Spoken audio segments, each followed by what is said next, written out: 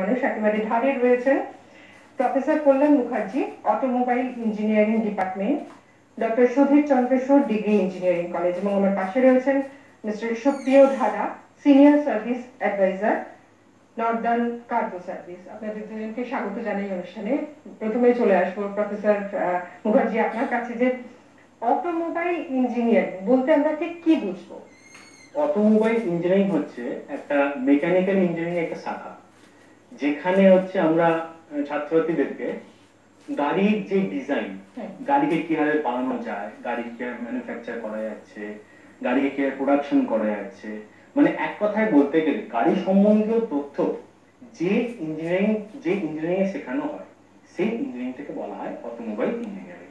আর এখন তো এই মুহূর্তে দাঁড়িয়ে মানুষজন গাড়ি নিয়ে খুব চিন্তা ভাবনা করছেন, কারণ সামাজিক দূরত্ব বজায় রাখার জন্য যেরকম ভাবে যেটা এফোর্ড করতে পারেন সেই নিয়ে চিন্তা ভাবনা শুরু হয়ে যাচ্ছে। মানে মার্কেটটা হয়তো আর একটু বড় দিকে যাচ্ছে। অবশ্যই, কারণ এখন যে সিচুয়েশনটা আসছে সেটা হচ্ছে যে একটা কথা সবসময় আমরা জানতে পারছি যে সোশ্যাল ডিস্টেন্সিং। তো এই যে কথাটা আমরা শুনতে পাচ্ছি, এটার জন্য মানুষের মনের মধ্যে একটা প্রবণতা আসছে যে পাবলিক ট্রান্সপোর্ট যতটা পরিমাণ অ্যাভয়েড করে একটা নিজস্ব স্কুটার বা একটা বাইক বা সাধ্য মতন যদি একটা গাড়ি কেনা যায়, তাহলে সেক্ষেত্রে সে তার বাড়ি থেকে গন্তব্যস্থলে পৌঁছে যাতায়াত করতে পারে। তো সেই জায়গা থেকে দাঁড়িয়ে কিন্তু এটা একটা আশার আলো যে অটোমোবাইল ইঞ্জিনিয়ারিং কিন্তু আবার আগের সিচুয়েশনে কিন্তু আসছে ফিরে ফিরে। ঠিক আছে মিস্টার ধারা, আপনার কাছে আসবো যে অটোমোবাইল ইঞ্জিনিয়ারিং একটা বড় জায়গা ছিল, সেকেন্ড লার্জেস্ট, যেখানে মানুষজন প্রচুর পরিমাণে চাকরি করতেন, মানে পড়াশোনা করতে করতেই তাদের কাছে অফার চলে আসতো। তারপরে একটা স্লো ডাউনের মধ্যে দিয়ে আমরা চলেছি, আবার হয়তো একটা আশার আলো দেখতে পাচ্ছি আমরা। সেই জায়গায় দাঁড়িয়ে যারা অটোমোবাইল ইঞ্জিনিয়ারিং নিয়ে পড়তে যাবে তাদের কি কি জ্ঞান থাকা দরকার? দেখুন, জ্ঞানের তো কোনো আদিঅন্ত নেই, কিন্তু আমরা যেটা ইন্ডাস্ট্রির পার্ট থেকে আমরা যেটা দেখব, সে তো 4 বছর ধরে অলরেডি থিওরি প্র্যাকটিক্যাল করে এসছে। এখন সে ফিল্ডে নেমেছে, তো ফিল্ডে আর এখন আমার থিওরি নিয়ে অত ভাবলে হবে না, আমার চাই প্র্যাকটিক্যাল। সে কতটা কাজ করতে পারবে, আমার থেকে কতটা ফিডব্যাকে রিটার্ন পাবো। তো সেই জন্য আমরা ফার্স্ট তাকে দেখি যে যেহেতু অটোমোবাইল ইঞ্জিনিয়ার, তো তার কিছু কিছু মাদার সাবজেক্ট আছে, যেমন চেসিস, ইঞ্জিন, এই জিনিসগুলোর উপর তাকে নলেজ থাকতে হবে। আরেকটা জিনিস আমি সবাইকেই বলি, ডাক্তার হতে গেলে রোগী দেখতে হবে, অটোমোবাইল ইঞ্জিনিয়ার হতে হলে গাড়ি চালাতে জানতে হবে, বাইক চালাতে জানতে হবে, তবে না সে সেটা চালাবে, তবে তো সে জানতে পারবে যে তার প্রবলেমটা কোথায়। ধরুন একটা সেফটি ইঞ্জিনিয়ার, একটা গাড়ি তৈরি হওয়ার পর তাকে তো বিভিন্ন পার্টে টেস্ট করা হচ্ছে, সেই টেস্টটা কে করবে? তাকে তো চালাতে জানতে হবে প্রথমে। তো এই জিনিসটা একটা ওয়ান অফ দা গ্রেট। আর এটা জানতে হবে তাকে সে যেমন প্র্যাকটিক্যাল নলেজও নিচ্ছে, তার সাথে আরো এক্সট্রা কিছু, কারণ আজকের দিনে 2020 সালে এসে আমি যখন দাঁড়িয়ে রয়েছি, এখন BS6 এর গাড়ি চলছে ফুললি কম্পিউটারাইজড। তো এখানে অটো ইলেকট্রিক্যাল, রোবোটনিক্স, এগুলো আস্তে আস্তে, আগের দিনে এগুলো ছিল না, কিন্তু এখন এগুলো অটোমোবাইলের সাথে ওতপ্রোতভাবে অ্যাড হয়ে গেছে। এই জিনিসগুলোর উপর তাকে নলেজ রাখতে হবে। তো এই জিনিসগুলো যদি সে রাখে, তবে সে ওয়ান অফ দ্য, ঠিক আছে। বিশেষ করে ছোট বাচ্চারা গাড়ি নিয়ে খেলতে খুবই ভালোবাসে, ছেলে হোক মেয়ে হোক। এখন তো সময়টা অনেকটা আমরা পরিবর্তনের দিকে এসেছি, সবাই সমান। এই আলোচনায় আসবো, তবে তার আগে নিতে হচ্ছে একটা ছোট্ট বিরতি। সঙ্গে থাকুন।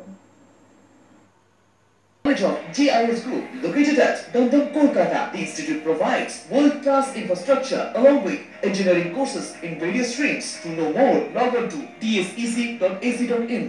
ইঞ্জিনিয়ারিং পড়ছেন এবং বিভিন্ন দিক, যে জায়গাটা আমরা রয়েছি এই মুহূর্তে দাঁড়িয়ে, সেটা একটা ট্রানজিশন পিরিয়ড। একদিকে পুরনো মেথডের সমস্ত গাড়ি, আর একদিকে BS6 আসছে নতুন মেথড। এই জায়গাটা যদি একটু ক্লিয়ার করেন। অ্যাকচুয়াল ব্যাপারটা হচ্ছে, নতুন গাড়িকে জায়গা না করে দিতে হলে পুরোনো গাড়িগুলো তো রয়ে যাবে, যার ফলে কি হবে যে আমি যে এত খরচা করে যে টেকনোলজিতে যে আপগ্রেড করেছি, সেগুলো তো কোনো কাজে দেবে না। তো সেই কারণে হচ্ছে কি, এখন 15 বছরের পুরোনো কমার্শিয়াল গাড়িগুলোকে আমরা স্ক্র্যাপ করে ফেলছি, কিন্তু এখনো প্রাইভেট গাড়ির ক্ষেত্রে এখনো সেটা কোনো আসেনি সার্কুলার। তো ব্যাপারটা হচ্ছে পুরোনো গাড়ি মানে তো সেই BS2 কিংবা BS3, ঠিক আছে? এবং আমাদের পুরো ফোকাসটাই হচ্ছে যে আমরা পরিবেশ দূষণ হতে দেব না। না, কারণ পরিবেশ দূষণ যদি হয় তার ফলে কি হবে, বিভিন্ন আমাদের অ্যাটমসফিয়ারেতে বিভিন্ন ধরনের দূষণ মাত্রা গ্যাস বেড়ে যাবে, ওজোন লেয়ারে অনেক প্রবলেম হবে, যার ফলে কি হবে যে আল্ট্রাভায়োলেট রশ্মি যেটা আছে সূর্য থেকে তার পরিমাণ বেড়ে যাবে, মানুষের শরীরে বিভিন্ন ধরনের প্রবলেম হতে থাকবে।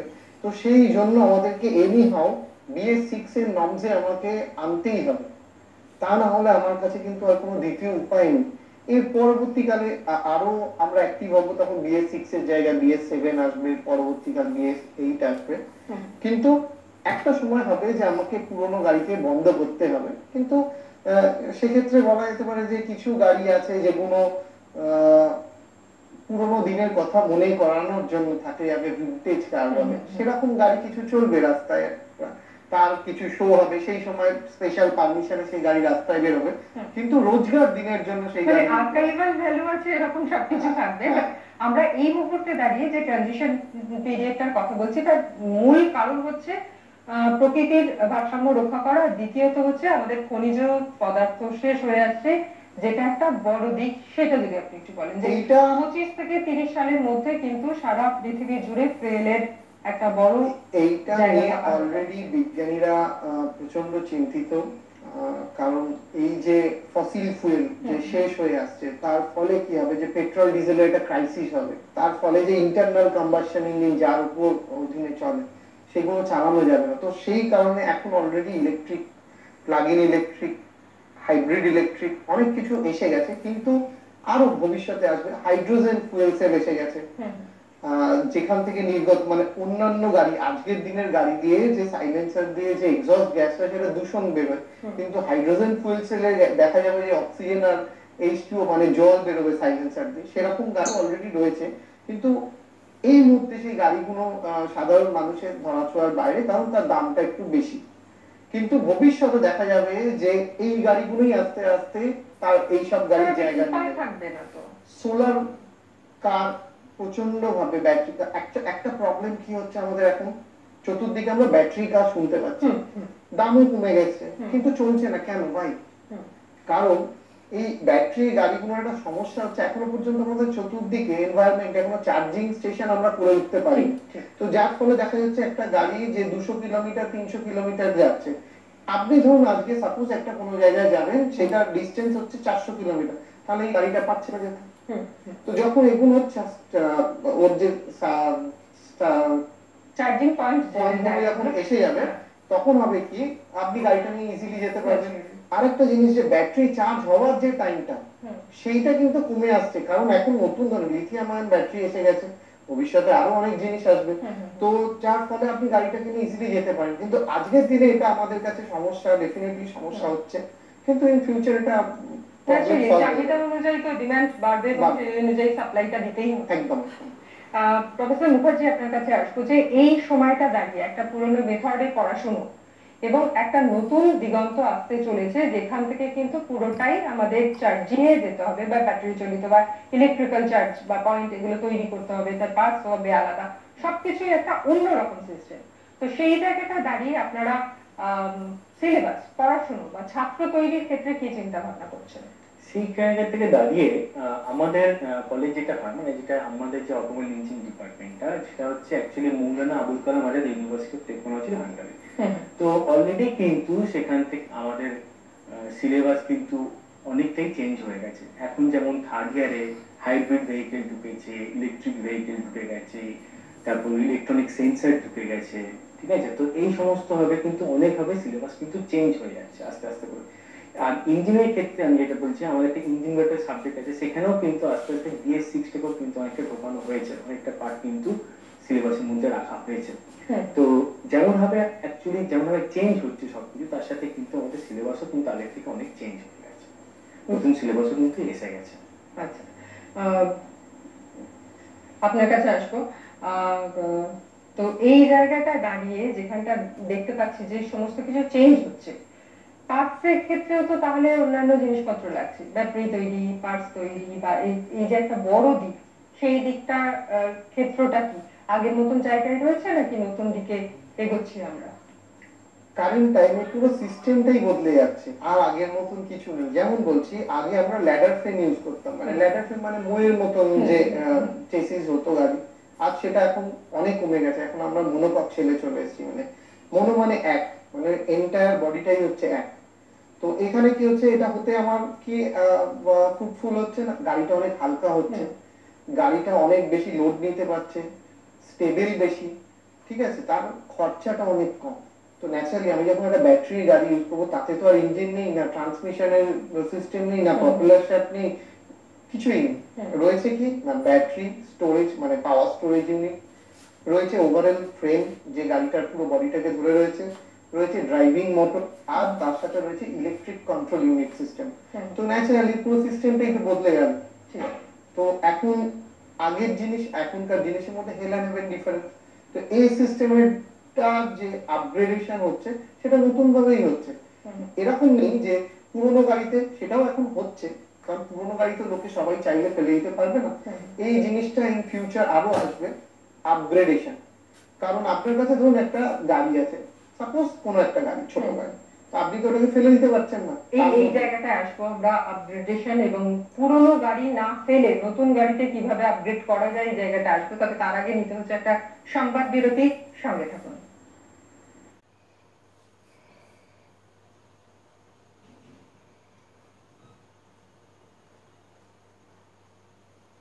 বিরতির পর ফিরে এসে আপনাদের সকলকে সাথে নিয়ে কি হতে চাই অনুষ্ঠানে আজকে আমরা আলোচনা করছি অটোমোবাইল শিল্পে কেরিয়ার। বিরতির আগে আমরা খুব সুন্দর একটা জায়গায় দাঁড়িয়েছিলাম যে পুরনো গাড়ি কি তাহলে সব বাতিল হয়ে যাবে, নাকি পুরনো গাড়ির মধ্যে আবার নতুন কিছু অ্যাডিশন করে সেটাকে আবার চালানো যাবে, কি বলবেন মিস্টার ভাই? অ্যাকচুয়ালি পুরনো গাড়িগুলোকে যে ফেলে দিলে, সবার তো সেই সামর্থ্য নেই যে ফেলে দিল, নতুন কিনে নিল। আবার অনেকে চেষ্টা করবে যে দেশীয় প্রযুক্তি লাগিয়ে যদি সেগুলোকেও চালানো যায়। অলরেডি অনেক কোম্পানি সেগুলো শুরুও করেছে, স্টার্টআপ বিজনেস তারা শুরু করেছে। তারা করছে কি, কোনো ধরুন একটা গাড়ি, আমি সাপোজ একটা গাড়ির নাম নিচ্ছি মারুতি, অনেক পুরনো গাড়ি, 80s থেকে রয়েছে। তো ওরা করছে কি, ওর ইঞ্জিনটা গিয়ার বক্সটাকে খুলে দিল, সেখানে একটা ইলেকট্রিক মোটর দিয়ে দিল, বাকি চাকা বডি সবই রয়েছে মনোকক শেল, পেছনে ব্যাটারি লাগিয়ে দিল, ইলেকট্রিক্যাল কন্ট্রোল দিল, নিউ ভেহিকল ইজ রেডি। আবার ধরুন এটা গেল ফুললি ইলেকট্রিক, আবার হাইব্রিড ইলেকট্রিকে চলে যাচ্ছে। যেহেতু এই গাড়িগুলো ফ্রন্ট হুইল ড্রাইভ, মানে সামনে ইঞ্জিন, সামনের চাকাকে পাওয়ার দেয়, তো পেছন দিকে আমার ডেড অ্যাক্সেল থাকে, মানে পেছন দিকে চাকায় কোনো পাওয়ার থাকে না। তো আমি যদি ওই অ্যাক্সেলের সাথে একটা ইলেকট্রিক মোটর জুড়ে দিলাম, তার যে বুট স্পেস আছে সেখানে আমি ব্যাটারি বসিয়ে দিয়ে কন্ট্রোল ইউনিটকে অ্যাড করে দিলাম তার মেকানিক্যাল ইউনিটের সাথে, দেন ইট ইজ কল্ড হাইব্রিড। তো সেই গাড়িটাও চলবে। মানে একেবারে নিরাশ হয়ে যাওয়ার কোনো কারণ নেই, এত টাকা ইনভেস্ট করে আমি একটা গাড়ি কিনেছি, সেটা দুদিন পর বাতিল। আমি একটা ছোট উদাহরণ দিচ্ছি, সাইকেল, ঠিক আছে, এই লকডাউন আনলক ওয়ানেতে দেখা যাচ্ছে রাস্তায় প্রচুর সাইকেল যাচ্ছে, তার মধ্যেও অনেক সাইকেল দেখা যাচ্ছে মোটর লাগানো, পুরোনো সাইকেল, তার মধ্যে মোটর আর ইলেকট্রিক আর ব্যাটারি লাগিয়ে দিয়েছে, খুব সুন্দর টু হুইলারের কাজ করছে, টু হুইলারের কাজ করছে, দেশীয় প্রযুক্তি একদম। প্রফেসর মুখার্জি, আপনার কাছে আসবো যে এই যে প্রযুক্তি চেঞ্জ, সিলেবাস আপনারা কিভাবে কলেজে শেখাচ্ছেন পড়াচ্ছেন, যদি একটু ছবি দিয়ে আমাদের বলেন। অবশ্যই, যেমন আমি এখানে দেখাবো এই ছবিটির মধ্যে, এখানে যেমন হচ্ছে আমরা দেখতে পাচ্ছি, এটা একটা হচ্ছে আমাদের auto scanning lab. Auto scanning lab থেকে আমরা শেখাচ্ছি হচ্ছে যে কিভাবে হুইল ব্যালেন্সিং করানো হয়, কিভাবে আমাদের হচ্ছে হুইল অ্যালাইনমেন্ট করানো হচ্ছে, কিভাবে আমাদের এখানে গাড়ির চাকা যেগুলো আছে, মানে হুইল যেগুলো আছে তার toe in toe out condition কিভাবে মেজার করা যায়, ঠিক আছে। এছাড়াও হচ্ছে দেখুন, এটা আমাদের হচ্ছে পুরোটা হচ্ছে ওয়ার্কশপ, এখানে এটা পুরোটা আমাদের ওয়ার্কশপ দেখতে পাচ্ছেন। এইখানটা যদি আমি দেখি তাহলে এখানটায় দেখতে পাবো হচ্ছে আমাদের এখানে আসছে হচ্ছে আমাদের পুরো চেসিস সেকশনটা, যেখানে আমাদের গাড়ি দেখা যাচ্ছে, সেখানে 407 গাড়ির একটিখানি চেসিসও রাখা হয়েছে। সেখানে আমরা ছাত্রছাত্রীকে চেসিসের ব্যাপারে বোঝাই যে কিভাবে, মানে গাড়ির চেসিসের পুরো কনস্ট্রাকশন কিভাবে লোড নিচ্ছে, ঠিক আছে। তার পাশের সেকশনটি হচ্ছে ইঞ্জিন সেকশন, যেখানে হাতে কলমে আমরা ইঞ্জিনের উপর তাদেরকে প্র্যাকটিক্যাল নলেজ দিয়ে, ঠিক আছে। আর একদম হচ্ছে তার একদম পাশের সেকশনটি হচ্ছে ইটিপিএম ল্যাব সেকশন। ইটিপিএম ল্যাব সেকশন হচ্ছে যেখানে হচ্ছে আমাদের ইঞ্জিনের যে টেস্টিং গুলো হয় সেগুলো করানো হচ্ছে, ঠিক আছে। এই যেমন এই জায়গাটাতে এখানে দেখুন যে চেসিস এর উপর একটা আমাদের ক্লাস চলছে, চেসিস শেখানো হচ্ছে এখানে যে কিভাবে চেসিস মানে অ্যাকচুয়ালি হচ্ছে কিভাবে কনস্ট্রাকশন, কিভাবে কাজ করছে গাড়িটা পুরোটা, ঠিক আছে। তো সেক্ষেত্রে এই জায়গা থেকে দাঁড়িয়ে বলতে পারি যে আমাদের দু রকম ভাবে হচ্ছে, একটা হচ্ছে থিওরিটিক্যালি, একটা হচ্ছে প্র্যাকটিক্যালি। থিওরিটিক্যালি আমরা যেমন হচ্ছে ফার্স্ট ইয়ারে physics, chemistry, mathematics, basic electronics, basic electrical এগুলো পড়াতে হচ্ছে। আর সেকেন্ড ইয়ার থেকে আসছে হচ্ছে মেকানিক্যাল, যেহেতু এটা মেকানিক্যালের পার্ট তাই মেকানিক্যালেরও কিন্তু সাবজেক্ট পড়ানো হচ্ছে, স্ট্রেংথ অফ মেটেরিয়াল, ম্যানুফ্যাকচারিং, হ্যাঁ, ফ্লুইড মেকানিক্স, থার্মোডাইনামিক্স, এই সমস্ত সাবজেক্ট গুলো হচ্ছে থার্ড সেম ফোর্থ সেম মানে সেকেন্ড ইয়ারে পড়ানো হচ্ছে। আর থার্ড ইয়ারে কিছু সাবজেক্ট পড়ছে আমাদের হচ্ছে অটোমোবাইল রিলেটেড, যেখানে আছে আইসি, ইঞ্জিন, চেসিস, ট্রান্সমিশন। আর কিছু সাবজেক্ট আছে মেকানিক্যাল, যেমন মেশিন ডিজাইন, হিট ট্রান্সফার, ঠিক আছে। আর একেবারে ফোর্থ ইয়ারে গিয়ে সে পিওর অটোমোবাইল পড়ে যাচ্ছে, সেখানে vehicle dynamics, alternative fuel, combustion, pollution control, এইরকম সমস্ত কিছু হচ্ছে। তেমন ভাবে আমরা ল্যাবটাকেও সেরকম ভাবেই চালাই। সুপ্রিয়া, আপনার কাছে আসবো যে গাড়ির তো আমরা রাস্তায় নিয়ে বেরোচ্ছি এবং এই মুহূর্তে প্রত্যেক মানুষই ভাবছেন যে তার নিজস্ব যদি একটা গাড়ি থাকতো। হ্যাঁ, তো সেই জায়গায় দাঁড়িয়ে গাড়ির সেফটি একটা খুব মানে বড় দিক, সেটাকে কিভাবে মেনটেন করা হচ্ছে? আজ থেকে 15 কি 20 বছর আগে মানুষ কখনো এই সেফটি নিয়ে কখনো ভাবেনি, ভাবতেও না, কারণ তখন তার কাছে এই কনসেপ্টটাই বলে কিছু ছিল না। কিন্তু আজকের সময় দাঁড়িয়ে যত দিন যাচ্ছে মানুষ তত নিজেকে আপগ্রেড করছে, সেফটির কথা ভাবছে। কারণ দেখা যাচ্ছে যে একটা গাড়ি অ্যাক্সিডেন্ট হওয়ার পর যদি তার প্যাসেঞ্জাররা ইনজিওর হচ্ছে, তাহলে সেই গাড়ি খুব একটা সেফটি গাড়ি নয়। তো সেই ক্ষেত্রে গ্লোবাল এনসিএপি বলে একটা সংস্থা আছে যারা গাড়ির ক্র্যাশ টেস্ট করে একটা রেজাল্ট দেয় যে এই গাড়িগুলো কতটা সেফটি আছে। সেই দিক থেকে দেখতে গেলে যেমন আমি বলছি যে কোনো গাড়ি ধরুন ডাবল স্টার পেয়েছে, আবার কোনো গাড়ি 5 স্টার পেয়েছে, তো ন্যাচারালি যে গাড়িটা 5 স্টার পেয়েছে সেক্ষেত্রে আপনার সেফটি লেভেলটা অনেক বেশি। এবার সেফটি লেভেলগুলো কি কি জিনিসের ওপর দেখে আমরা আনছি, যেমন ওই গাড়িতে কটা এয়ার ব্যাগ রয়েছে, তার ব্রেকিং সিস্টেমে এবিএস, ইপিডি এগুলো রয়েছে কিনা, রিট্রাক্টেবল সিট বেল্ট। আগে কি হতো, আগে কোনোদিন সিট বেল্ট থাকতো না, তারপরে একটা কনসেপ্ট ছিল, তারপরে হলো কি সিট বেল্ট, এখন এসে গেছে রিট্রাক্টেবল সিট বেল্ট। মানে আপনি যখন অ্যাক্সিডেন্টের সময় ঝুঁকে যাচ্ছেন সেই সময় ওটা প্রি টেনশন আর ওরা বাবা নিজে নিজেকে টাইট করে দেবে, মানে আপনাকে আটকে দিবে যাতে কোনো মতে গিয়ে আপনি কোনো জিনিসের উপর ধাক্কা না খাচ্ছেন। তার সাথে এয়ার ব্যাগ, তো যখন এয়ার ব্যাগটা খুলছে তো আপনি এয়ার ব্যাগটার উপর গিয়ে পড়ছেন, তো ন্যাচারালি আপনার যে কারণ যে অ্যাক্সিডেন্টের যে যতটা আপনার ড্যামেজ হওয়ার কথা অতটা হচ্ছে না। তো এই জিনিস যত বেশি হবে তো সেই গাড়িগুলোর দামও সেরকম বাড়বে আর তার সেফটি নর্মসেও সে অনেক উপরে থাকবে। আপনার কথার মধ্যে আপনি বলেন ক্র্যাশ টেস্ট, এই জিনিসটা কি? অ্যাকচুয়াল ব্যাপারটা হচ্ছে আগে কি হতো, কোন একটা গাড়ি অ্যাক্সিডেন্ট হলে আমরা বুঝতে পারতাম, কিন্তু এখন নতুন গাড়িকে আর্টিফিশিয়ালি অ্যাক্সিডেন্ট করে আমরা চেক করে দেখি যে এই গাড়িটা কতটা ড্যামেজ হচ্ছে, মানে যে গাড়িটা মার্কেটে আসছে তার আগে তার অ্যাক্সিডেন্টের প্রোন কতটা আছে, কতটা ড্যামেজ করবে সে, সেইটাকে ক্র্যাশ টেস্ট। তাতে ড্যামি পুতুল বসানো হয়, তাতে বিভিন্ন ধরনের সেন্সর বসানো হয়, ক্যামেরা বসানো হয়, এবং সেটা সেকেন্ডকেও মানে ন্যানো সেকেন্ডে এনে সেই অ্যাক্সিডেন্টের প্রত্যেকটা জিনিসকে পর্যালোচনা করে তখন সেই যে ডিজাইনে যে ভুলগুলো ত্রুটিগুলো সেইগুলোকে আবার নতুন করে সাজিয়ে টেস্ট করে তাতে দেখা যায় যে আফটার টেস্ট যে গাড়িটা বেরোবে আর আগের যে গাড়িটা তার মধ্যে কিন্তু হেভেন হেভেন ডিফারেন্স আসে। তো এই জিনিসগুলোকে করতে হবে, কারণ এই যে এনসিএপি আমরা যে নামটা বলছি এটা নাম মানে টোটাল ইয়েটা হচ্ছে নিউ কার অ্যাসেসমেন্ট প্রোগ্রাম। এই অ্যাসেসমেন্টটা কিন্তু এর আগে কোনোদিনও হয়নি, এখন কিন্তু হচ্ছে। আর মানুষ কিন্তু খুব কনসাস, এখন আপনি ধরুন একটা গাড়ি কিনতে যাবেন, গিয়ে বলবেন যে ব্রোশিয়ারটা দেখি আপনার, হ্যাঁ এনসিএপি ক্র্যাশ টেস্টের রিপোর্টটা দেখি আগে কটা স্টার পেয়েছে, হ্যাঁ ঠিক আছে এইবার এই গাড়িটা কেনা যেতে পারে। কিন্তু সেটা যখন রাস্তায় অ্যাক্সিডেন্ট হবে সেটা আলাদা কথা, কিন্তু আমরা যখন কিনছি আগে এই কনসেপ্টটা ছিল না, মানুষ জানতো না, কিন্তু আজ মানুষ নিজেকে সচেতন করেছে আর মানুষ এগুলো দেখছে সেরকম ভাবেই কিনছে।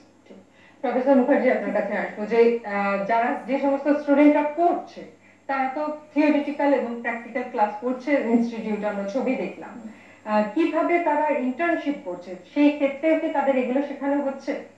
হ্যাঁ, ইন্টার্নশিপ জিনিসটা হচ্ছে কি, ইন্টার্নশিপ হচ্ছে যে আপনি ধরুন এই যে ইন্ডাস্ট্রির দিকে সে একটা হাতে কলমে কাজ শিখতে পারছে। তা আর আমরা এখানে কি করছি, থিওরিটিক্যাল তো কিছু কাজ শেখাচ্ছি। তো থিওরিটিক্যাল আর এই যে আমরা প্র্যাকটিক্যাল এর মধ্যে যে গ্যাপটা, সেই গ্যাপটাকে ব্রিজ করছে হচ্ছে আমার এই ইন্টার্নশিপ প্রোগ্রামটা, যেটা কিন্তু অটোমোবাইল ইঞ্জিনিয়ারিং খুবই দরকার। কারণ এই ইন্টার্নশিপ প্রোগ্রাম ছাড়া কিন্তু কোনোভাবেই কিন্তু অটোমোবাইল ইঞ্জিনিয়ারিং সম্পূর্ণ হবে না, ঠিক আছে? আর একটা কথা যেটা হচ্ছে সবসময় মাথায় রাখতে হবে আমাদের, যে কোনো ইঞ্জিনিয়ারিং ক্ষেত্রেই কিন্তু ল্যাব সেটআপ কিন্তু সব থেকে ভাইটাল। সেখানে আমরা যেমন আমাদের ছাত্রছাত্রীদেরকে আমাদের কলেজে যেমন ইঞ্জিন সেকশন থেকে শুরু করে ডিজাইন, যেমন আপনি দেখতে পারেন এই এখানে আমাদের যেমন দেখানো হচ্ছে যে স্টুডেন্টরা এখানে যেমন গ্রাফিক্স ল্যাবে গিয়ে তারা কিন্তু গ্রাফিক্স ডিজাইন শিখতে পারে, ঠিক আছে? এছাড়া হচ্ছে আমাদের কলেজে কিন্তু ক্যাড ল্যাব আছে, ক্যাড ল্যাবে গিয়েও কিন্তু তারা মানে একটা ডিজাইন শিখছে, মানে গাড়ি কিভাবে ডিজাইন করে তার বেসিক যে জিনিসগুলো দরকার সেইগুলোও কিন্তু তারা শিখছে। আর এছাড়া যেমন আমরা বলছি যে আমাদের যে ইন্টার্নশিপ যেগুলো হচ্ছে সেখানে আমরা ডিফারেন্ট ইন্ডাস্ট্রিতে পাঠাচ্ছি, ঠিক আছে? যেমন আপনি দেখতে পারেন ভলসওয়াগনে আমরা অলরেডি পাঠিয়েছিলাম, ঠিক আছে? পুনে প্ল্যান্টে আমরা ভলসওয়াগনে পাঠিয়েছিলাম, সেখানে কিন্তু অনেকেই আমাদের ছাত্রছাত্রীরাই কিন্তু গেছে, সেখানে গিয়ে ইন্টার্নশিপ করে এসছে। এছাড়াও বিভিন্ন জায়গায় যেমন বিএল তেও কিন্তু গেছে, BML Bharat art movers limited, সেখানেও কিন্তু আমাদের ছাত্রছাত্রীরা কিন্তু গেছে, গিয়ে কিন্তু ইন্টার্নশিপ করে এসছে। একদিকে পড়াশোনা, অন্যদিকে কেরিয়ার, দুই নিয়ে এই অটোমোবাইল ইঞ্জিনিয়ারিং শিল্প এখন ঠিক কোন জায়গায় দাঁড়িয়ে রয়েছে? এই এপিডেমিক সিচুয়েশনের মধ্যে সেটা কি আরো হারিয়ে গেছে, নাকি আরো মানুষের কাছে আরো বেশি দামি হয়ে উঠেছে? আজকের দিনে একটা কোটেশন সবার মুখে চলে, সোশ্যাল ডিস্টেন্সিং। এই সোশ্যাল ডিস্টেন্সিংটাকে যদি সবাই মেনটেন করে, তাহলে পাবলিক ট্রান্সপোর্টে যারা ইউজ করে উঠছে তাদের তো মানে ধরাছোঁয়ার বাইরে। তো যারা চাকরি করছে কিংবা চাকরি বাঁচানোর তাগিদ রয়েছে যে আমাকে নামতেই হবে, তো সে তার সামর্থ্য অনুযায়ী কেউ টু হুইলার, কেউ স্কুটি, কেউ প্যাসেঞ্জার ছোট গাড়ি কিনে নিচ্ছে। যার ফলে কি হয়েছে, আনলক ওয়ানের পর দেখা গেছে যে অটোমোবাইলে একটা বড় অংশ হঠাৎ করে রাতারাতি বেড়ে গেছে। গাড়ির শোরুমে গাড়ি বুক করতে হচ্ছে, অর্ডারে তৈরি হবে, শোরুমে আর গাড়ি নেই। টু হুইলার সেগমেন্টে অলমোস্ট 70% জাম্প করেছে, কিন্তু এই গাড়িগুলো BS6 নর্মসেরই গাড়ি। কিন্তু তাও এই যে রাতারাতি যে চাহিদাটা তৈরি হয়েছে, এটা তো আর এমনি হয়নি, কিন্তু এটা এসছে সোশ্যাল ডিস্টেন্সিং এর মাধ্যমেই এসছে। তো অটোমোবাইল সেগমেন্টে আমার যা ধারণা যে ভবিষ্যতে আরো চাহিদা বাড়বে, আরো। অটোমোবাইল ইঞ্জিনিয়ারিং যারা পড়তে আসছে প্রফেসর মুখার্জি, তাদের একটা খুব ইন্টারেস্টিং দিক আছে।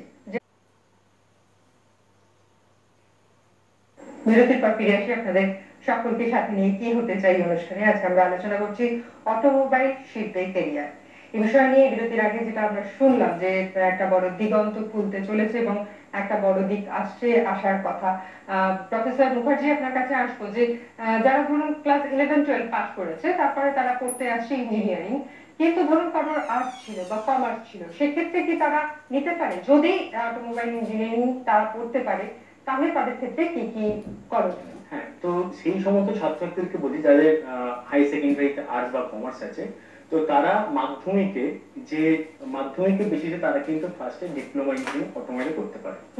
যদি সেক্ষেত্রে 35% নম্বর থাকে, আর ফিজিক্যাল সায়েন্স আর ম্যাথমেটিক্স এই দুটি সাবজেক্টে যদি একত্রিত হবে 90 নম্বর থাকে, তাহলে সেই ছাত্রটি কিন্তু ডিপ্লোমা ইঞ্জিনিয়ারিং করতে পারবে। আর তার সাথে কিন্তু একটা পরীক্ষা দিতে হবে, সেটা হচ্ছে জেক্সপো কোয়ালিফাই করার পর ডিপ্লোমা ইঞ্জিনিয়ারিং করলো, 3 বছর ডিপ্লোমা ইঞ্জিনিয়ারিং করার পর তারপর কিন্তু অটোমোবাইলে বিটেক করতে পারবে, সেকেন্ড ইয়ারে ডিরেক্ট অ্যাডমিশন পেতে পারবে যদি সে জিএড পরীক্ষায় উত্তীর্ণ হয়। আমরা কথা প্রসঙ্গে একটা শব্দ উঠে এলো BS6। এই শব্দটা আমরা এখন খুব শুনছি, কিন্তু তার আগে বোধহয় BS2, BS3, BS4 আছে। এই বিষয়গুলো কি এবং এর মধ্যে পার্থক্যটা কি? পুরো সাবজেক্টটা যদি একটু পরিষ্কার করে বলেন। আমরা যেমন ছোটবেলায় শিখতাম 1 2 3 4, ঠিক সেরকমই BS1, BS2, BS3, BS4 and BS6। মধ্যখানে 5টাকে আমরা জাম্প করে গেছি। ব্যাপারটা হচ্ছে আমাদের যে গাড়িগুলো আমরা ইউজ করি, এতে ইন্টারনাল কম্বাসন ইঞ্জিন আমরা ইউজ করি। তো এখানে আমরা আইদার পেট্রোল হোক আইদার ডিজেল হোক আমরা বার্ন করাচ্ছি, তার ফলে যে শক্তি উৎপন্ন হচ্ছে তাতে আমরা গাড়িটা চালাচ্ছি। এবার হচ্ছে কি, এই যে বার্নিং প্রসেসটা চলছে, তার মানে তার থেকে যে আউটকামে আসছে সেটা হচ্ছে যে ধোঁয়াগুলো বেরোচ্ছে, এর মধ্যে অনেক দূষিত গ্যাস আছে, carbon monoxide, carbon die oxide, নক্স আছে, আরো অনেক কিছু রয়েছে। তো এইগুলোকে আমাদের দিনে দিনে কমাতে হবে, তা না হলে কি হবে যে পরিবেশ দূষিত হচ্ছে, আরো দিনে দিনে দূষিত হবে, তো আমরা বাঁচবো কি করে? সেই কারণেই 1999 সালে প্রথম আমাদের BS-1 গাড়ি চলতো, তারপরে ওটা আপগ্রেড হয়, 2001 সালে আসে BS-2, তারপরে আসে 2005 সালে আসে BS-3, এগুলো হচ্ছে ছোট গাড়ির ক্ষেত্রে বলছে। 2010 সাল থেকে আসে BS-4, আর কারেন্ট 2020 সালের এপ্রিল মাস থেকে চালু হয় BS-6। তো এই যে গ্যাসগুলোর আমি নাম বলছি, যে carbon monoxide, carbon die oxide, sulphate, ঠিক আছে, HC, আনবার্ন হাইড্রোকার্বন, তো এর যে পরিমাণ যা BS-1 এ ছিল, আজ BS-6 এ কিন্তু অনেক কম।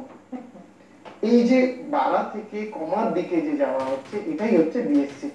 ঠিক আছে, যারা গাড়ি চালান তারা তো জানেন যে প্রতি 6 মাস অন্তর একবার করে চেক করাতে হয় যে তার গাড়ি কতটা দূষণ ছড়াচ্ছে কি ছড়াচ্ছে না, এবং সেই সার্টিফিকেট যদি না থাকে তাহলে কিন্তু মুশকিল। POC সার্টিফিকেট অ্যাকচুয়াল ব্যাপারটা হচ্ছে, আগে কি ছিল, আগে প্রত্যেক 6 মাসেই হতো, কিন্তু এখন যেমন BS-4 এর পর থেকে যে গাড়িগুলো আসছে, এক্ষেত্রে ওটাকে 1 বছর অবধি করে দেওয়া হয়েছে, কারণ এই গাড়িগুলোর পলিউশন এর পার্টটা খুবই কম।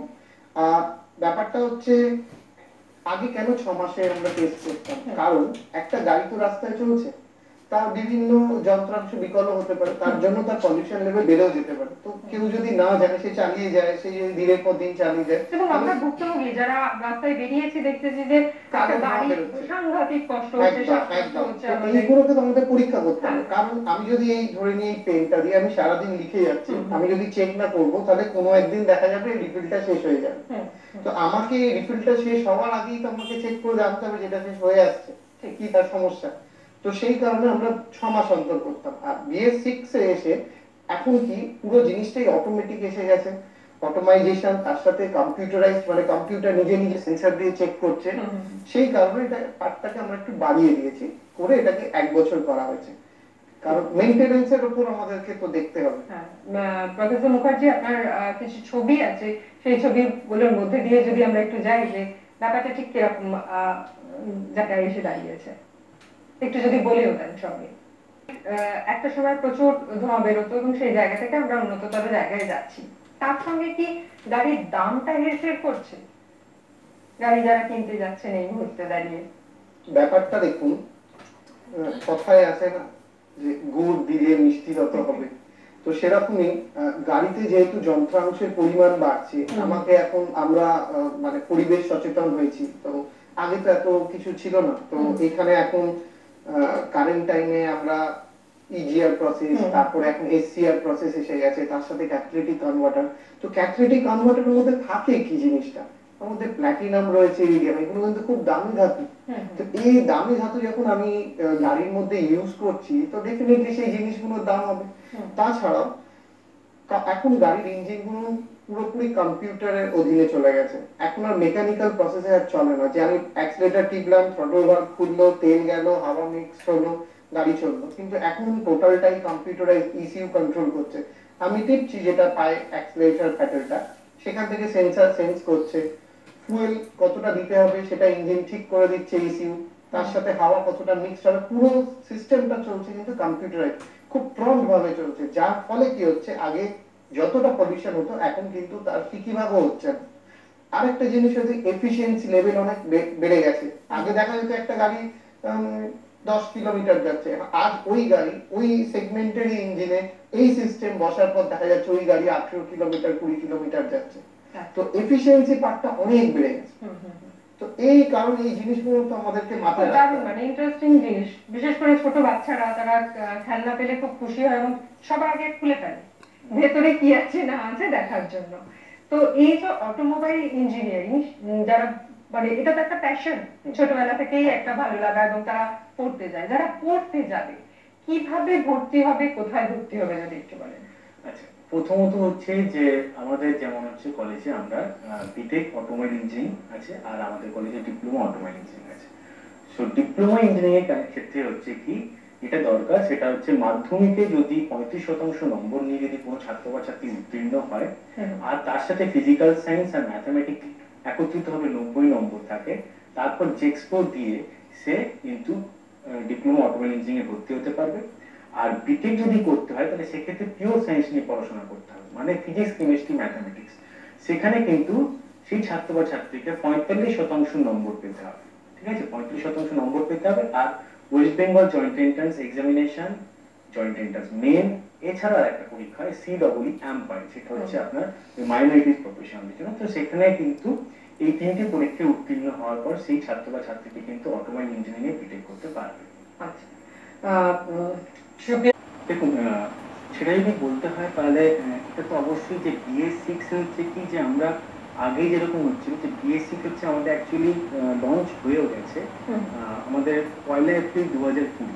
কিছু কিছু গাড়িতে কিন্তু অলরেডি এসেও গেছে BS6। তো সেখানে দেখা যাচ্ছে যে যেটা সুপ্রিয়বাবু বললেন যে যে দূষণের যে মাত্রাটা, সেই দূষণের মাত্রাটা কিন্তু আগের থেকে কিন্তু অনেকটাই কিন্তু কমে গেছে, অনেকটাই কিন্তু কমছে। যদি আমরা দেখি সেভাবে প্র্যাকটিক্যালি দেখি তাহলে 70% মতন কিন্তু কমে গেছে দূষণের মাত্রা। সুপ্রিয়, আপনি যদি বলেন যে এই গাড়ির একটা সময় প্রচুর ধোঁয়া বেরোতো এবং সেই জায়গা থেকে আমরা উন্নততর জায়গায় যাচ্ছি, তার সঙ্গে কি গাড়ির দামটা হেরফের করছে গাড়ি যারা কিনতে যাচ্ছেন এই মুহূর্তে দাঁড়িয়ে?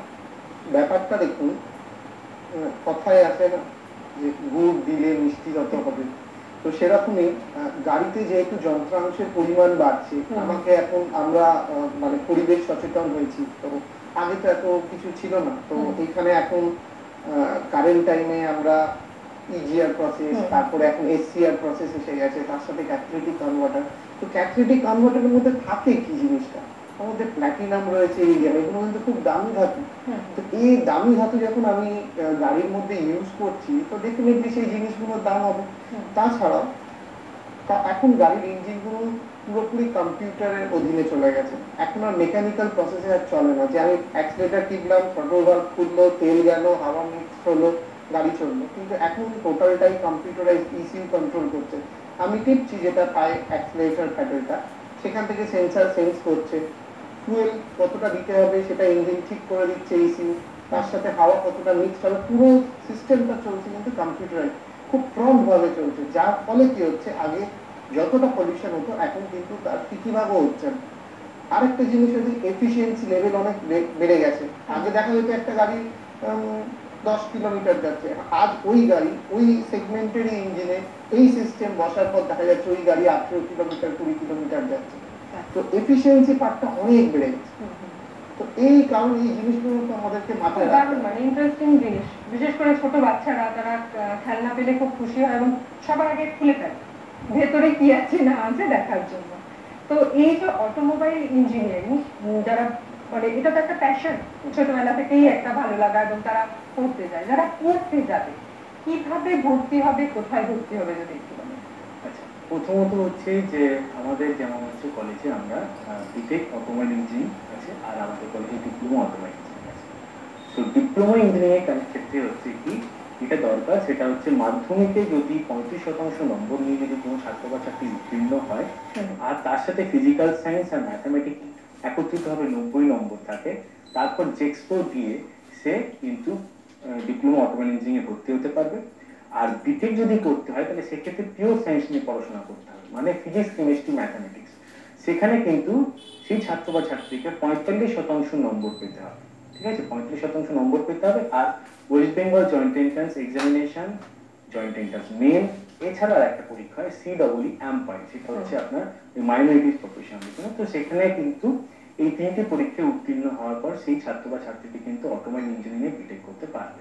আচ্ছা, সুপ্রিয়া আপনার কাছে আসবো, তবে আরো একটা খুব ইন্টারেস্টিং জিনিস জানার আছে। তবে এই মুহূর্তে আমাদের নিতে হবে একটা ছোট্ট বিজ্ঞাপন বিরতি। বিরতির পর ফিরছি, সঙ্গে থাকুন। বিরতির পর ফিরে এসে আপনাদের সকলকে সাথে নিয়ে আমরা আলোচনা করছি অটোমোবাইল শিল্পে কেরিয়ার, এবং এই শিল্পে স্টুডেন্টরা পড়াশোনা করার পর নিজেরা কিভাবে নিজেদের পায়ে দাঁড়াতে পারবে, নিজেদের শিল্পকে তৈরি করতে পারবে। বিরতির আগে আমরা সেই জায়গায় দাঁড়িয়েছিলাম। প্রফেসর মুখার্জি, চলে আসবো আপনার কাছে যে কিভাবে স্টুডেন্টরা পড়ে নিজেরাই নিজেদের কেরিয়ার তৈরি করতে পারবে।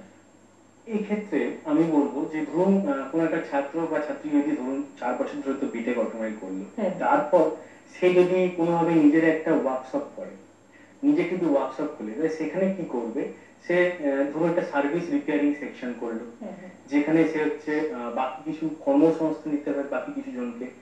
তারপর হচ্ছে কি, এই যে নিজের বিজনেস শুরু করছে, এক্ষেত্রে কি হবে, সে কিন্তু আরো কিছু ইঞ্জিনিয়ার রিক্রুট করতে পারবে নিজের বিজনেসে, কারণ তারাও কিন্তু সার্ভিস রিপেয়ারিং এর কাজ করতে পারবে।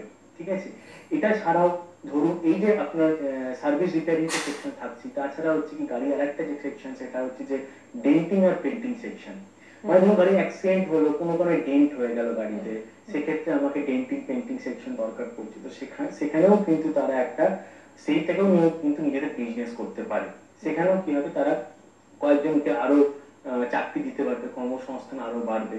তো আমরা কি করছি মূলত এখন ছাত্রছাত্রীদেরকে বেশি করে এই এন্টারপ্রেনারশিপের উপর চেষ্টা করছি অনেকটা ঠেলে দেওয়ার, কারণ এতে গেলে কি হচ্ছে, নিজেরা যখন নিজেদের পায়ে দাঁড়াতে তো পারছে, যেমন একটা জায়গায় পৌঁছতে পারছে, তার সাথে কি হচ্ছে কর্মসংস্থানও কিন্তু বাড়ছে, কারণ তারাই কিন্তু আবার পরে কিন্তু জেনারেশন কিছুকে কিন্তু চাকরি দিতে পারবে। এটা কিন্তু সব থেকে বড় জিনিস, এটা আমাদের অটোমোবাইল ইঞ্জিনিয়ারিং এর মধ্যে কিন্তু সব থেকে একটা বড় জিনিস, যে এন্টারপ্রেনারশিপের সুযোগটা সব থেকে বেশি। সুপ্রিয়, আপনার কাছে আসবো যে যে জায়গাটা দাঁড়িয়ে রয়েছে, যে একটা লকডাউন আমাদের সবে শেষ হয়েছে, কোভিড কিন্তু এখন চলবে, সেই জায়গায় দাঁড়িয়ে এই অটোমোবাইল ইঞ্জিনিয়ারিং কমপ্লিট করার পর নিজেকে কোন জায়গায় তারা এস্টাবলিশ করতে পারবে, সরকারি এবং বেসরকারি দুই ক্ষেত্রে জানবো। তবে তার আগে আমাদের এক বন্ধু রয়েছেন ফোনে, চলে যাবো তার কাছে। হ্যালো হ্যালো হ্যালো হ্যালো, হ্যাঁ নমস্কার, বলুন। হ্যালো নমস্কার। হ্যালো, হ্যাঁ বলুন, শুনতে পাচ্ছি, আপনার প্রশ্নটা রাখুন। বলছি অটোমোবাইল ইঞ্জিনিয়ারিং আজকে আপনাদের আলোচনা করছে। হ্যাঁ হ্যাঁ, এই মানে করতে গেলে আপনাকে মানে প্রথমে গ্র্যাজুয়েশন কমপ্লিট করার পর ইংলিশ পড়তে হবে। আচ্ছা আচ্ছা, সেটা হলো আলোচনা হবে। নিশ্চয়ই, ধন্যবাদ। আমরা 12 পর বলেছিলাম যে আর্টস এবং কমার্স থেকে যদি কেউ আসেন তাহলে কিভাবে সে পড়বে, আফটার গ্রাজুয়েট সে কিভাবে। আচ্ছা, আফটার গ্র্যাজুয়েশনের পর হচ্ছে একটা গেট এক্সাম হয়, গেট এক্সাম উত্তীর্ণ হওয়ার পর সেই ছাত্র বা ছাত্রী কিন্তু আপনার এমটেক করতে পারে অটোমোবাইল ইঞ্জিনিয়ারিং, যেটা কিন্তু যাদবপুর বিশ্ববিদ্যালয়ে কিন্তু অটোমোবাইল ইঞ্জিনিয়ারিং কিন্তু এমটেক পড়ানো হয়। এছাড়াও কিন্তু এনআইটি ওয়ারাঙ্গলেও কিন্তু আপনার অটোমোবাইল ইঞ্জিনিয়ারিং এর উপর মাস্টার ডিগ্রি করানো হয়। এছাড়াও ধরুন কারোর যদি ইচ্ছা থাকে যে এমবিএ করবে, এমবিএও করতে পারে, আরো উচ্চ শিক্ষায় যাওয়ার জন্য এমবিএ করতে পারে। এমবিএ করতে গেলে ক্যাট পরীক্ষা দিতে হবে, ম্যাট পরীক্ষা দিতে হবে, সেই সমস্ত পরীক্ষা উত্তীর্ণ হতে পারবে। আর যারা এমটেক করছে তারা তো পিএইচডি করতে পারবে, পোস্ট ডক্টরেট এখন দেশেও হচ্ছে, বাইরে থেকেও করতে পারবে। শুধু অটোমোবাইল ইঞ্জিনিয়ারিং যে এমটেক করতে হবে তা নয়, সে কিন্তু সেক্ষেত্রে প্রোডাকশন ইঞ্জিনিয়ারিং এমটেক করতে পারবে, ইন্ডাস্ট্রিয়াল ইঞ্জিনিয়ারিং কিন্তু এমটেক করতে পারবে, এই সুযোগগুলো তো আছে। এটা ছাড়াও আরেকটা পরীক্ষার কথা বলছি, যে বিটেক অটোমোবাইল ইঞ্জিনিয়ারিং কমপ্লিট হওয়ার পর তারপর কিন্তু সে একটা সিট বলে একটা পরীক্ষা, common entrance examination for design, এই পরীক্ষায় যদি উত্তীর্ণ হয় সে কিন্তু আইআইটিতে এমডেস বলে একটা কোর্স হয়, মাস্টার্স অফ ডিজাইন, এই কোর্সটাও কিন্তু সে মাস্টার ডিগ্রি ডিজাইনও কিন্তু করতে পারবে। এছাড়া একটা আছে যেমন ন্যাশনাল ইনস্টিটিউট অফ ডিজাইন, তার নিজস্ব প্রবেশিকা পরীক্ষায় উত্তীর্ণ হয়ে সে কিন্তু ন্যাশনাল ইনস্টিটিউট অফ ডিজাইন থেকেও কিন্তু ডিজাইনিং এর উপর মাস্টার ডিগ্রি করতে পারে। সুপ্রিয়, বিরতির আগে আপনার কাছে ছিলাম যে এত ডিগ্রি পড়াশোনা কোর্স কমপ্লিট করার পর সরকারি এবং বেসরকারি ক্ষেত্রে তার নিজেকে প্রতিষ্ঠা করার কতটা সুযোগ রয়েছে। অটোমোবাইলের ক্ষেত্রে সব জায়গাতেই জায়গা রয়েছে, যেমন আমি সরকারি ক্ষেত্রে বলছি যে সরকারি ইন্স্যুরেন্স কোম্পানিগুলো রয়েছে, যারা মোটর ভেহিকলস ইন্স্যুরেন্স, ওরিয়েন্টাল, আরো অনেকগুলো রয়েছে, সেখানে আপনি ভ্যালুয়ারের একটা বড় ভালো চাকরি হয়। এছাড়া এআরএআই তে ভালো চাকরি হয় এবং গভর্নমেন্ট। তাছাড়া কিভাবে জানতে পারবেন কোন সময় হয় বা কি তাদের কোয়ালিফিকেশন কি, কতটা ডিগ্রি থাকতে হয় যদি একটু বলে দেন। স্টার্টিং ফ্রম ডিপ্লোমা, তারপরে বিটেক ডিগ্রি, এই দুটো যদি কারোর থাকে ন্যাচারালি তারা এলিজিবল। আর তার সাথে তাদের এন্ট্রান্স পরীক্ষা তো হবেই। তারপরে যেরকম নিয়ম অনুযায়ী, যা প্রত্যেকের নিয়ম এক হয় না, আলাদা আলাদা হয়। তারপরে আমি চলে যাচ্ছি মিলিটারিতে, আমাদের যে মিলিটারি হেভি মুভিং ইকুইপমেন্ট গুলো রয়েছে সেখানে অটোমোবাইল ইঞ্জিনিয়ারদের দরকার হয়। মাইনিং সেক্টরে অটোমোবাইল ইঞ্জিনিয়ার দরকার হয়। এগ্রিকালচার পার্টে সেখানেও অটোমোবাইল ইঞ্জিনিয়ারদের দরকার হয়ে থাকে। এআরআই হয়ে গেল, এয়ারপোর্ট অথরিটি গ্রাউন্ডে, সেখানেও অটোমোবাইল ইঞ্জিনিয়ারদের দরকার হয়। বিভিন্ন জায়গা রয়েছে যে শুধু এই যে অটোমোবাইল বললেই যে প্রাইভেটাইজেশন হবে, তাছাড়া আমাদের হেলথ ডিপার্টমেন্ট সেখানে একটা দরকার হয়, মিউনিসিপ্যাল তার আন্ডারে তো প্রচুর অটোমোবাইল সেক্টরে জিনিসপত্র ইউজ হয়, সেখানেও ব্যবহার হয়। তো সার্ভিস এর দিকটা বেশি এগুলো ক্ষেত্রে জোর দেওয়া হয়।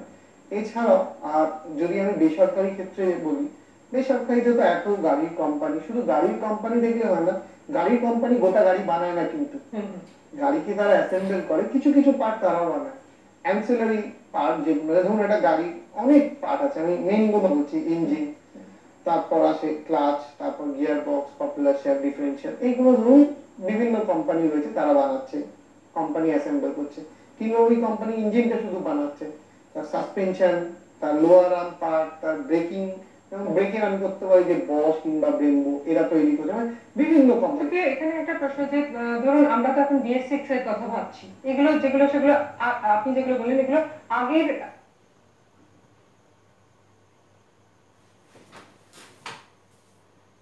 যে এত ডিগ্রি পড়াশোনা কোর্স কমপ্লিট করার পর সরকারি এবং বেসরকারি ক্ষেত্রে তার নিজেকে প্রতিষ্ঠা করার কতটা সুযোগ রয়েছে? অটোমোবাইলের ক্ষেত্রে সব জায়গাতেই জায়গা রয়েছে, যেমন আমি সরকারি ক্ষেত্রে বলছি যে সরকারি ইন্স্যুরেন্স কোম্পানিগুলো রয়েছে, যারা মোটর ভেহিকলস ইন্স্যুরেন্স, ওরিয়েন্টাল, আরো অনেকগুলো রয়েছে, সেখানে আপনি ব্যাঙ্গালোরের একটা বড় ভালো চাকরি হয়। এছাড়া ARAI তে ভালো চাকরি হয় এবং গভর্নমেন্ট। তাছাড়া কিভাবে জানতে পারবেন কোন সময় হয় বা কি তাদের কোয়ালিফিকেশন কি, কতটা ডিগ্রি থাকতে হয় যদি কিছু বলে দেন? স্টার্টিং ফ্রম ডিপ্লোমা, তারপরে বিটেক ডিগ্রি, এই দুটো যদি কারোর থাকে ন্যাচারালি তারা এলিজিবল। আর তার সাথে তাদের এন্ট্রান্স পরীক্ষা তো হবেই, তারপরে যেরকম যেরকম নিয়ম অনুযায়ী, যা প্রত্যেকের নিয়ম এক হয় না, আলাদা আলাদা হয়।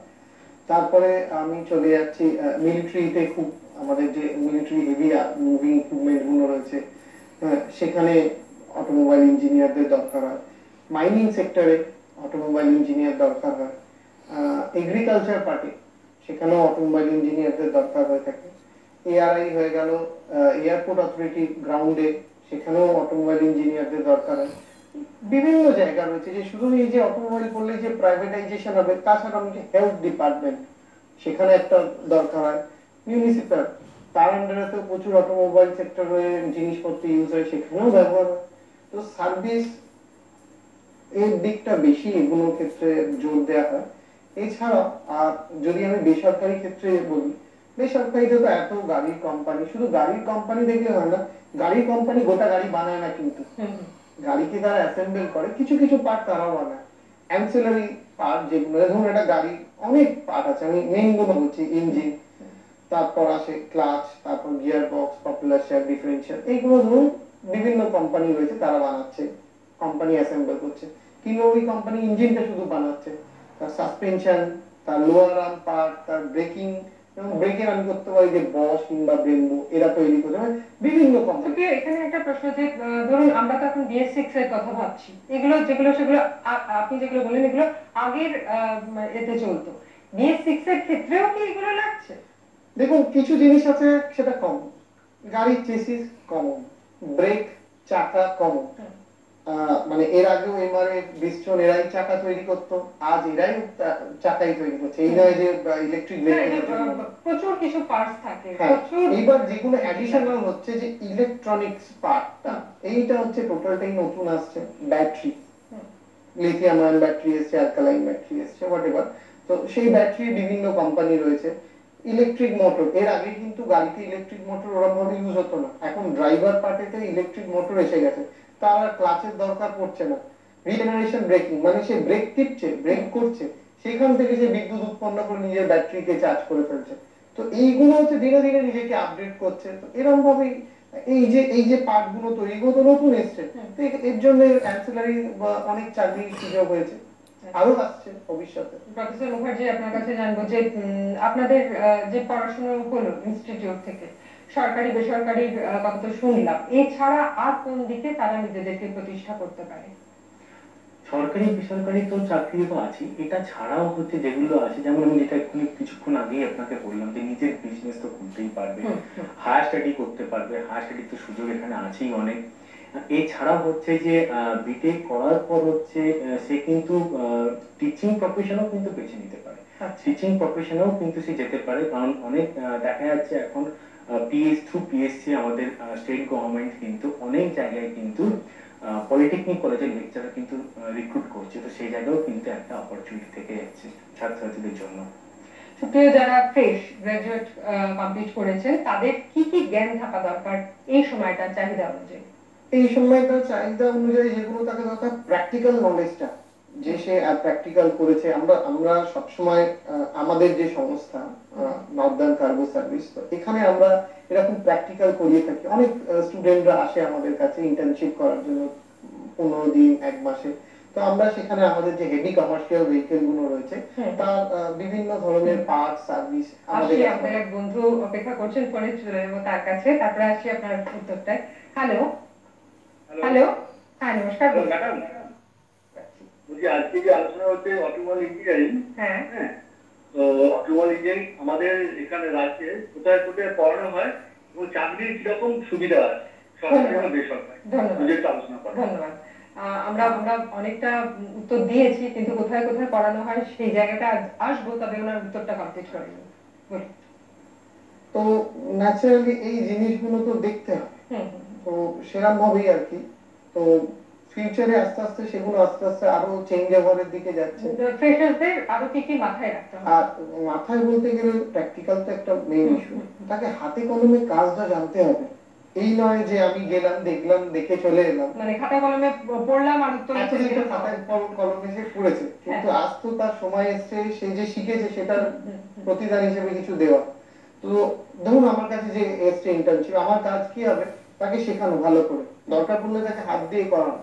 কারণ সে যত করতে পারবে, 4টে কোম্পানি যখন এসে তাকে জিজ্ঞেস করবে যে আমি অ্যাকচুয়ালি আপনি যখন একটা কিছু জিনিস কিনতে যান, আপনি তো দেখেন যে কোন জিনিসটা বেস্ট, আপনি তো চেক করে দেখেন।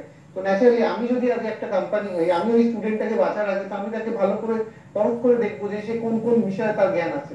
তো তার যদি প্র্যাকটিক্যাল হাতে কাজ করার আর তার নলেজ, সে কতগুলো কোম্পানিতে ইন্টার্নশিপ করেছে, তত বেশি থেকে জ্ঞান পেয়েছে সেখান থেকে। কারণ শুধু পুঁথিগত বিদ্যা দিয়ে ভবিষ্যৎ চলে না। প্রফেসর মুখার্জি, শেষে দিকে আমরা এসে পৌঁছেছি, যারা শুনতে পারি তাদের জন্য যদি আরেকবার বলে দেন যে অটোমোবাইল ইঞ্জিনিয়ারিং ঠিক কোথায় কোথায় পড়ানো হয় এবং কিভাবে স্টুডেন্টরা ভর্তি হবে। আচ্ছা, অটোমোবাইল ইঞ্জিনিয়ারিং হচ্ছে যে প্রথমত বলি আমাদের কলেজ ডক্টর সুদীপ চন্দ্র সূদ ডিগ্রি ইঞ্জিনিয়ারিং কলেজে তো ডিপ্লোমা অটোমোবাইল ইঞ্জিনিয়ারিংও পড়ানো হয় আর বিটেক অটোমোবাইল ইঞ্জিনিয়ারিংও পড়ানো হয়। এছাড়াও বিটেক পড়ানো হয় হচ্ছে এমসিকিউ ইনস্টিটিউট অফ ইঞ্জিনিয়ারিং, ওখানেও বিটেক পড়ানো হয়। আর ডিপ্লোমার জন্য বহু কলেজ আছে আমাদের পশ্চিমবঙ্গে যেখানে আমরা পড়তে পারি, যেমন কোচবিহার গভর্নমেন্ট পলিটেকনিক কলেজ আছে, মালদা পলিটেকনিক কলেজ আছে, এগুলো তো আছে, ঠিক আছে, এই সমস্ত জায়গায়। আর যদি মাস্টার ডিগ্রি কেউ করতে চায় তাহলে যাদবপুর বিশ্ববিদ্যালয় ভর্তি হতে। আর ভর্তি হতে গেলে সেক্ষেত্রে যদি বিটেকে যদি কেউ ভর্তি হতে চায় তাহলে তাকে পিওর সায়েন্স নিয়ে পড়াশোনা করতে হবে, যেমন ফিজিক্স কেমিস্ট্রি ম্যাথামেটিক্স নিয়ে পড়াশোনা করতে হবে। আর সেক্ষেত্রে তাকে 45% নম্বর থাকতে হবে। আর আরেকটা হচ্ছে ওয়েস্ট বেঙ্গল জয়েন্ট এন্ট্রান্স, কিংবা হচ্ছে ধরুন জয়েন্ট এন্ট্রান্স মেন, কিংবা সিডব্লিউ এমপাই, এই যে 3টি পরীক্ষা আছে, 3টি পরীক্ষায় উত্তীর্ণ হওয়ার পর সেই ছাত্র বা ছাত্রী কিন্তু অটোমোবাইল ইঞ্জিনিয়ারিং এ পড়ার যোগ্য। ঠিক আছে, সুপ্রিয়া আপনার কাছে আসবো। শেষ প্রশ্নই বলতে পারেন যে যিনি গাড়ি কিনবেন তিনি গাড়ির ঠিক কোন কোন কোয়ালিটি দেখে ইনভেস্ট করবেন? দেখুন, এই প্রশ্নের অনেক উত্তর হয়। আমি তো সাধারণ মানুষ, তো আমি সাধারণ মানুষের দিক থেকে ভাববো যে সবার আগে ভারতীয়, এইটা মানে এমন ভাবে বলবেন যে যারা শিখতে চাইবে, পড়তে চাইবে এবং নিজের বিজনেস তৈরি করতে চাইবে, তারাও কিন্তু এই দিকটা যাতে খেয়াল রাখতে পারে। প্রথম যেটা আমাদের দেখতে হবে যে একটা গাড়ি কতটা ইকোনমিক্যাল, মানে সে কতটা তেলে সে কতটা যেতে পারে। তার যে স্পেয়ার পার্টস গুলো রয়েছে, একটা দিন না একটা দিন তো সেগুলো খারাপ হবে, চেঞ্জ করতে হবে, তাকে সার্ভিস করতে হবে, সেই কস্টিংটা যেন কম হয়, ইজি অ্যাভেলেবেল হতে পারে। 2, গাড়িটার আয়ু যেন ভালো হয়, মানে কিছুদিন পর হলো গাড়ির বডিতে রাস্ট এসে গেছে, সেইগুলো যেন না হয়। আর দেখতে হবে যে গাড়িটা কস্ট এফেক্টিভ কতটা, আর তার রিসেল ভ্যালু কতটা রয়েছে। এই টোটাল জিনিসটা যখন সবকটা ভালো হবে, তখন সেই গাড়িটা ভালো গাড়ি আমি বলবো। আমি এমন একটা গাড়ি নিলাম যে গাড়িটা সত্যি খুব ভালো, কিন্তু দেখা যাচ্ছে তার স্পেয়ার পার্টস পাওয়া যাচ্ছে না, তার রিসেল ভ্যালু এলো না, কিংবা তার মাইলেজ, গাড়িটা দেখতে খুব সুন্দর কিন্তু খুব মাইলেজ খারাপ, তো সেক্ষেত্রেও আপনার ক্ষেত্রে আপনি ওই গাড়িটাকে কিনতে চাইবেন না। আবার আরেকটা স্ট্যান্ডার্ডের মানুষ হয় যারা একটু কস্টলি গাড়ি, তাদের কাছে কমফর্ট, তার কাছে লাক্সারি জিনিসটা, হ্যাঁ, তারা আবার এইসব জিনিসগুলো দেখবে না, তারা দেখবে যে আমি কতটা দিয়েছি আর কতটা আমি পাচ্ছি রিটার্ন। তো সেই গাড়িগুলোর আমার স্ট্রাকচার আলাদা, সেই গাড়ির কমফোর্ট আলাদা, সেই গাড়ির মেটেরিয়াল আলাদা। দেখা যাচ্ছে আমরা নর্মাল গাড়িতে লোহা কিংবা অ্যালয়, ওই গাড়িগুলো টোটালটাই অ্যালয়, কার্বন ফাইবার, আরো দামি, যেহেতু সেগুলো দামি। তো ডিপেন্ড করছে মানুষ কিরকম চুজ করবে তার জিনিসটা, আর রিটার্নও সেরকম জিনিসই পাবে। সুতরাং আজকে যারা শুনলেন তারা বুঝতে পারলেন যে পড়াশোনা করতে গেলে কিন্তু হাতে কলমে কাজ শেখা ছাড়া উপায় নেই, এবং তার পাশাপাশি কোন কোন দিক দেখে মানুষ গাড়ি কিনবেন সেই দিকটাই কিন্তু আরো বেশি করে নজর দিতে হবে। আজকে আমাদের অনুষ্ঠানে উপস্থিত ছিলেন professor Kalyan Mukherjee, automobile engineering department, doctor Sudhir Chandrachur, degree engineering college, এবং mister Supriyo Dhara, senior service adviser, northern cargo service. আপনাদের দুজনকে ধন্যবাদ জানাই। আর আপনারা যোগাযোগ করতে পারেন ওয়েবসাইটে www.jasgroup.org, এবং ফোন নাম্বার হচ্ছে 8902496652 এবং 03325603890 এবং 3889 এই নম্বরে।